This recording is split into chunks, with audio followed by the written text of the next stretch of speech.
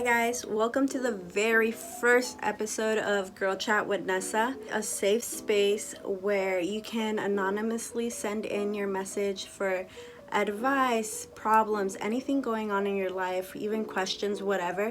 You can send them in, and every 2 weeks I will be posting a video with all the entries I have received. Like I said, it is all anonymous, so I have no clue who is who. The first question is, what is some good advice to not get bored of your partner? Advice on how to keep that spark alive, both relationship and bed-wise. So for this question, after being with your partner for X amount of years, it does start to get repetitive in a way. So, in order to keep that spark going, try something different, something out of your comfort zone. Usually I like to say, try something that you've never done before, just because we're so used to the norm, and kind of getting out of that shell makes you feel like you're naked. But sometimes what if you getting out of your shell actually ends up helping you and you end up liking it? Go on a date. If you guys don't really go on dates, because I know after a long time you just get used to being home or something like that, and you guys forget to go out on dates. Sometimes you need that. You need to go out, you need to take a walk, go on a hike, go to a new restaurant, take like a spontaneous 10-minute walk to the corner store together. Anything, something out of the ordinary, something that you guys aren't used to. And for the bed-wise, try new things, maybe get toys. It's all up to you. You can get some handcuffs, there's different ways, but make sure you're comfortable in bed when you do certain things. Dress up, role play, it helps a lot. I'm very don't look at me, but trying things, especially with your partner that you've been with so long, you should feel comfortable enough to try new things. So don't feel like you want to cover up or something like that. Try it out. Even if you're scared to, sometimes you got to take that little leap, especially if you're the one that wants to make this work. Like I said, it does get repetitive, and the only thing is, get out of your shell. Sometimes you have to get out of your shell and try new things, and it all depends up to you as a person, what that is. What do you like to do? For me, same goes for the bed. Try whatever helps you, whether that be using toys in bed. There's such a cliche of oh, we're not old yet, we don't need to use toys, but there is no age to use toys. There's not. And if that's what you need to do to keep it going, then do that. Next question. So the next question is baby mama drama, co-parenting, and being with someone with kids. I've never had this issue in my life personally, just because I haven't. It's different with every situation, and it depends on the relationship. If you have a relationship with the baby mother, I'd say, where do you see yourself with this guy? Do you see yourself being in this for the long run? If you do see yourself being with this person in the long run, you're gonna have to deal with the baby mother. A kid is for life, so you're taking in that kid, and kind of put yourself in the baby mother's shoes. What is she feeling? I understand that, because you never know the situation, honestly. He could be telling you one thing and it's another thing, and overall that's probably not even the case. It's probably he's done with that person, and now the only thing holding on is a child. So in that situation, there's two things I'd recommend. One, if you're in this for the long run and you're having drama where the mother is being very difficult to work with, send a message to her, honestly. No drama, none of that catty talk. You have to be straight up with the person, depending what you want. Make sure you're very direct with what you want, your terms and conditions with her. It's not always going to be easy the first time, and depending who you're dealing with can be very childish. And sometimes if the person doesn't want anything to do with you, you have to respect that as well. And sometimes it's either just no contact at all and just, you know, you remain your distance from that person. But sometimes it's hard because you will have run-ins with that person when dropping off the child, whatever the case may be.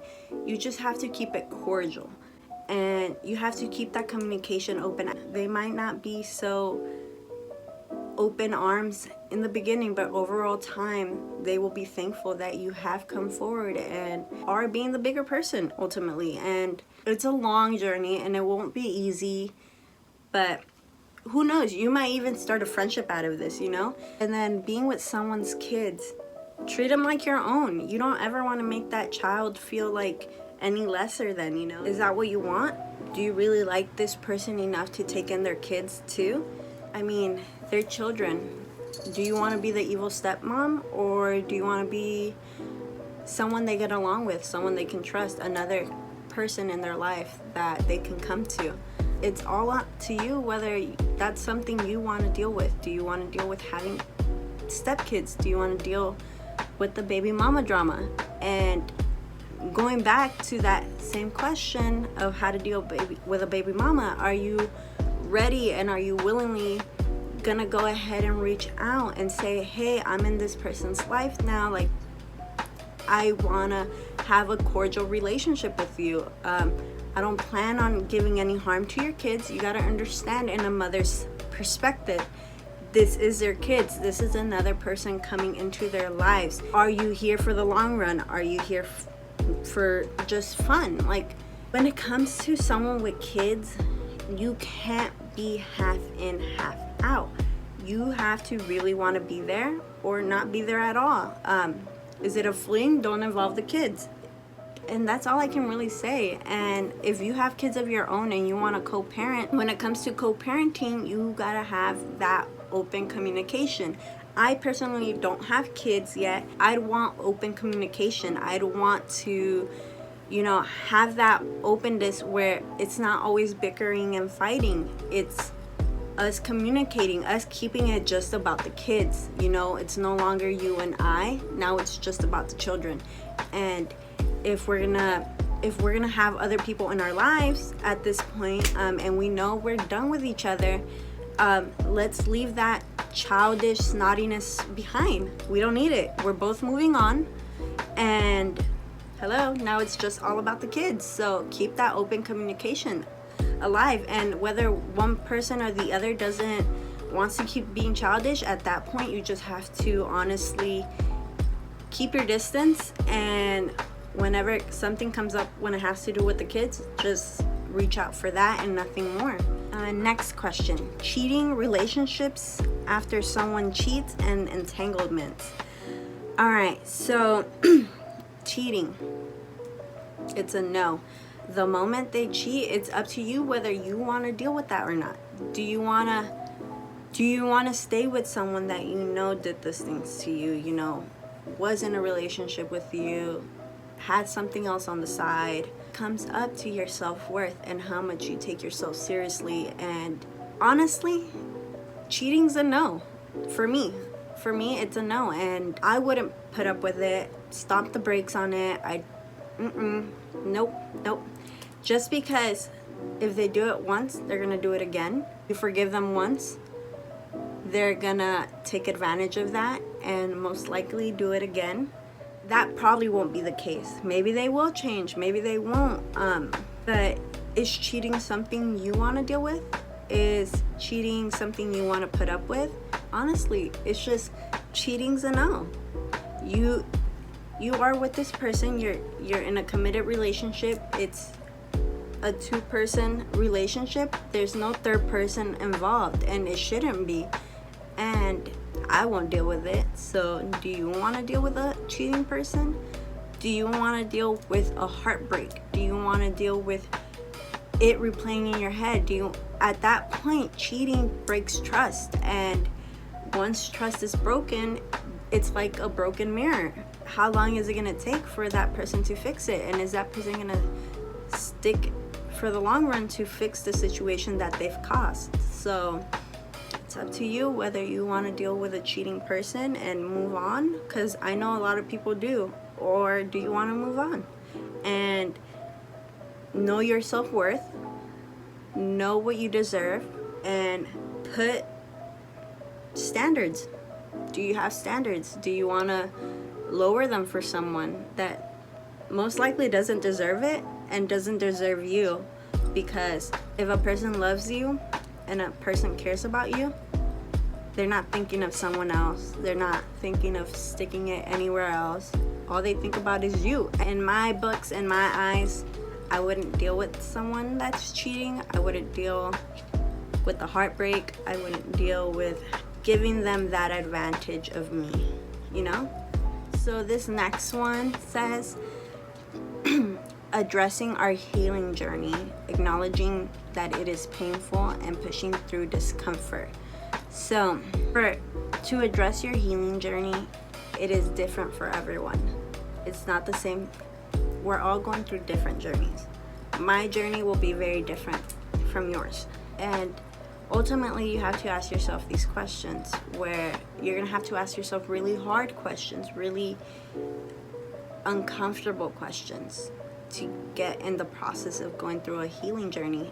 You're going to have to ask yourself questions that are going to make you squirm. And you're going to have to be honest with yourself. You're going to have to take that gut intuition and really have a straightforward answer for yourself. Because I personally have had hard times in addressing certain situations with myself in my healing journey, and I've definitely had a hard time answering those questions and being honest, because I wasn't being true to myself. I wasn't really listening to me. And another thing that comes with addressing your healing journey is, if you're an overthinker, that shit becomes really, really hard. Because you're overanalyzing, you're overthinking what your gut instinct's telling you. And another way you have to acknowledge it, the pain that it's gonna bring in you being honest with yourself during this healing journey, is that it's gonna be painful. And if you have to cry it out. Whether that's one full day of crying, 2 full days of crying, whether it takes a few months of you just crying it out, cry it out. I think the best time to acknowledge it is when you're by yourself in a small, quiet place, no distractions, and you really just have to sit there with yourself and be honest with yourself. It all starts with you. Like I said, we're all very different and we all heal differently. So, and how to push through the discomfort of it, I'd say keep yourself distracted after you've come to terms with whatever trauma you're healing within yourself, whether that's childhood trauma, whether that's adult trauma. There's different things we're all dealing with. How you'll come to terms with that is up to you, and you'll feel it within yourself. The next question, or it's not a question but advice, is feeling not good enough. If you're not feeling good enough, what aren't you feeling good enough for? Like, is it everything in your life? Is it a relationship? Is it with you know, yourself? Is it insecurities? And I think when it comes down to feeling not good enough, I think it has a lot to do with insecurities. You have to fix that problem with yourself. What is making you insecure? What was the root of the problem to feeling insecure? And what's making you feel like you're not bringing enough to the table? We all are bringing a lot to the table, and you shouldn't feel this way. And it makes me very sad that you feel this way, because I think sometimes we all go through that little stage of where we don't feel good enough in a relationship, with our parents, in life, with ourselves, and we just have to come in terms with that. You know, why am I feeling this way? You have to ask yourself those questions. Why don't I feel good enough? What's making me not feel good enough? Is a person making me not feel good enough? Is a person like pushing you to the edge to make it seem like you're not bringing enough to the table? Do you have to cut a person out, multiple people out? Do you have to quit a job? Do you have to start a new journey? Ask yourself these questions and really be truthful to yourself and come to terms with yourself on whether you want to continue feeling this way. I think if we trust ourselves and we really, with our hearts, want to feel better, we have to mentally do that. And we have to put standards to certain situations. If it's an insecurity, do something that makes you feel good about yourself. Dress yourself up for the day. Put cologne on. Take a bath. Something that makes you feel good. So this one I got it a few times, and it's, how do I date during a pandemic? There's two ways I can take this question. One is if you're already in a relationship, and two is if you're trying to date. So if you're in a relationship, do something that you can social distance with. But if you're not living with this person, you both want to go in and get tested. You ultimately have to wait till you get your results back, till the person gets their results back. Once you guys are in the clear, please wear your mask when you guys go out. You guys can go on a picnic. You guys can go on a hike, go to the beach on a walk, go to restaurants that are open with patios. But remember, we are in a pandemic. You want to keep yourself healthy, keep yourself clean, sanitize, wash your hands often.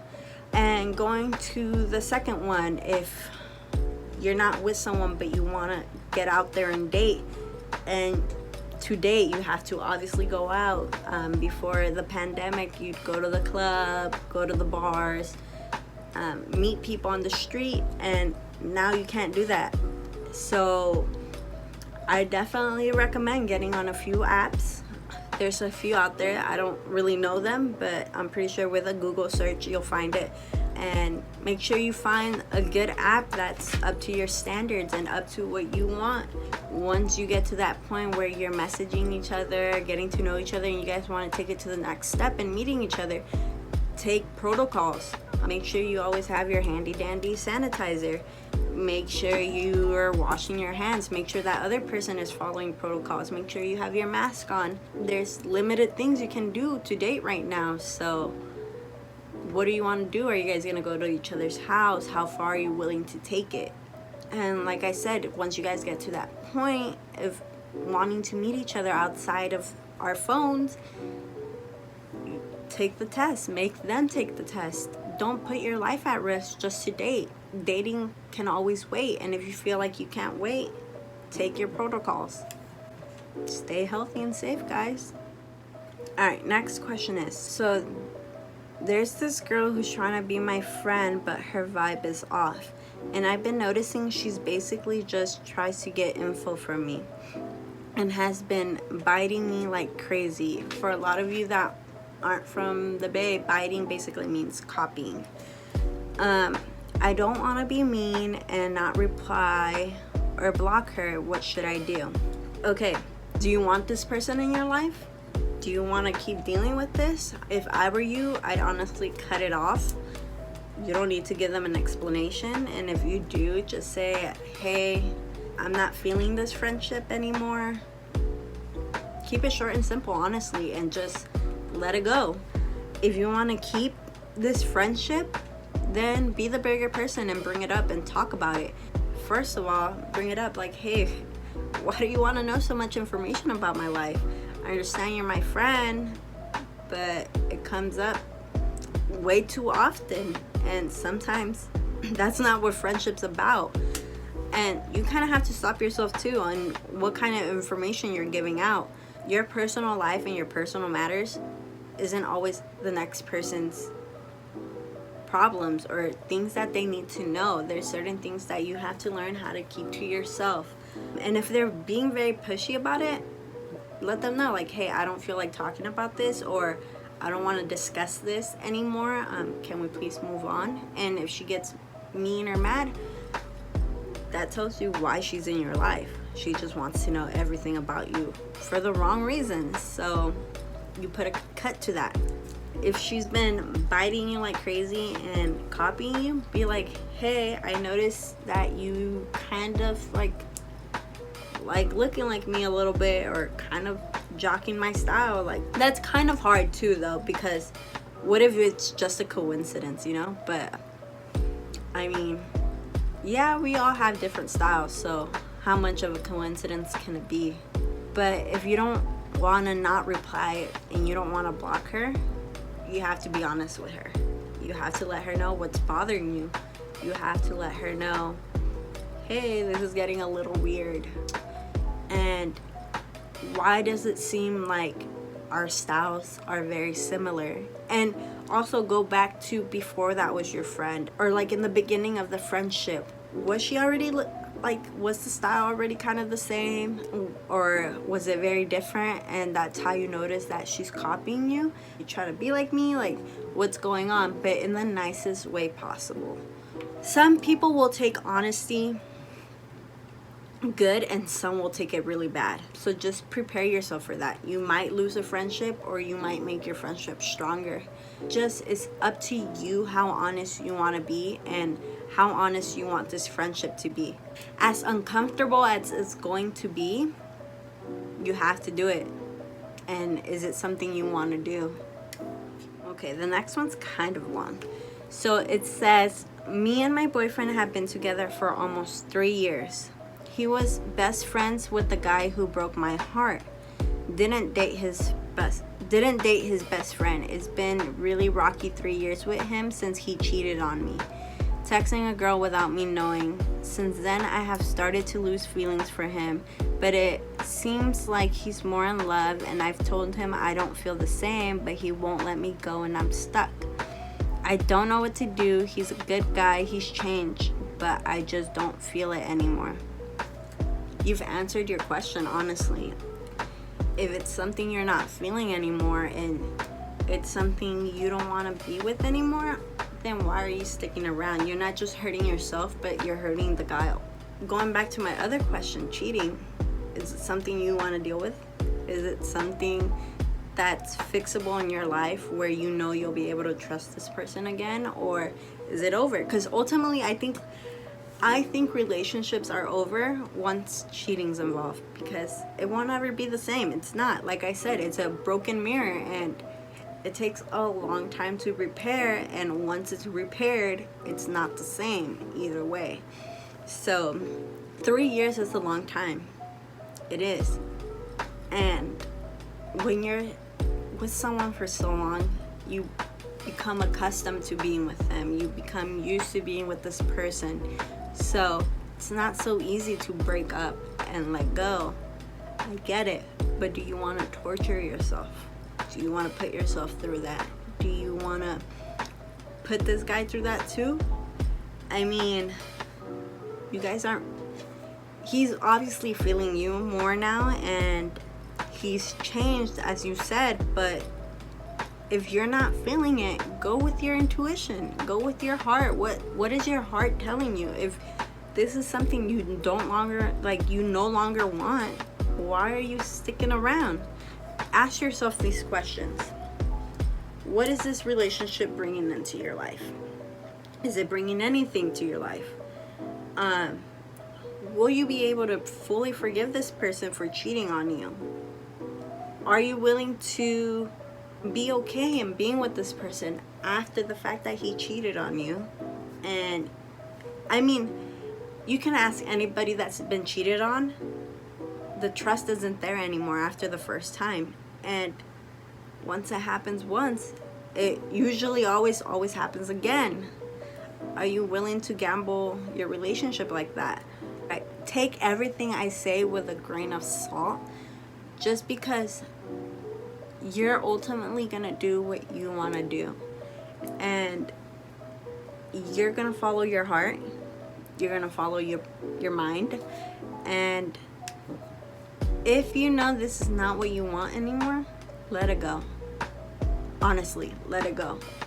it's gonna be hard. It's gonna be a hard first month, second month, but I promise you, you're gonna get over it. And you're gonna think about it later in the future, and you're gonna be like, wow, like, imagine had I stayed. Would you really be happy, right? Are you happy? Or do you want to stay in a relationship and be miserable? It's all up to you, and you don't feel it anymore. And what more does that say? That you're not in it anymore. Your mind and your heart and it's just not into this relationship, and you have to let it go. But like I said, it's up to you whether you want to do that or not. And you want to do this. Is there kids involved? Do you have kids? No kids. If there's no kids, there's nothing holding you back. Nothing's holding you back but yourself. So, and then we're going to our last question. I've been keeping a secret from my boyfriend of 3 years. I was molested by my step uncle when I was around 12 or 13. It eats me up every day that I've been hiding that from him. Should I tell him? Yes, but when you feel like you're ready. I'm very sorry that you had to go through something like this, that someone like that can do this to you. I'm very sorry, and I wish I can give you a hug. If it's eating you up every day that you're hiding something like this from your boyfriend, then maybe it's time for you to tell him. But just you in general, are you ready to release this? And do you feel comfortable enough? Do you trust your boyfriend enough to tell him? Obviously, you guys have been together for 3 years. Why wouldn't you, right? It comes down to, in your heart, are you ready to let that out? And I really hope when you do, his reaction's nothing but love, nothing but a shoulder to cry on. It's not something that's very easy to handle or deal with. I hope you have healed from this, and we all deal with a lot of bullshit, and this is a heavy load. So whenever you feel ready to tell your boyfriend, do it. You'll know the right time, you'll know the right day, the right moment. If I were you, I'd tell him. Especially after 3 years, I think it's the perfect time to let this person know. All right, and that's all the questions for this first episode. Thank you to everyone who participated. A reminder that this segment is a safe space for everyone, and I'm hoping I can give you the right advice. I'm hoping I can give you the right motivating words, and I'm hoping we continue this segment because we're human and we go through a lot of shit, and we should never feel alone. And even when we feel like we have someone to talk to, sometimes it's not enough, and sometimes it's better to talk to a stranger than to talk to someone that you know, because they'll be honest, they'll be blunt, and they'll give you the answer you ultimately need to hear rather than sugarcoating it. This is a safe space. There won't ever be any judgment. It's a space where you could feel comfortable enough to release all the tension. It's hard to release it sometimes to people we know, and sometimes it becomes easier letting a stranger know than letting someone in our lives know. And this is what this is all about. I want to be that person that's there for you. I want to be that person that's being honest with you too. Yeah, this is all what Girl Chat with Nessa is about, is love, judgment free, support system. This is what it's all about, and I hope this grows to be much more.